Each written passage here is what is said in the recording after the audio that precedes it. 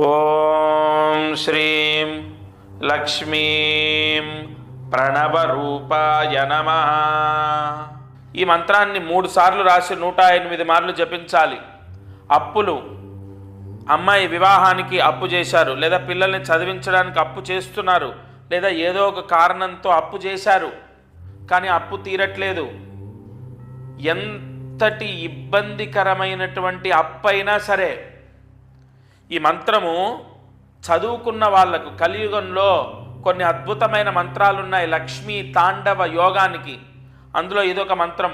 ఈ మంత్రం చదివిన వాళ్ళకు అప్పులు తొలగిపోవడానికి కొంతమంది వ్యక్తుల పరిచయం ద్వారానో, పంచభూతాలు సహకరించడం ద్వారానో, లేదా ఏదో ఒక మార్గం ద్వారా ఆదాయం పెరిగి అప్పులు తొలగిపోయే అవకాశం ఉంటుంది.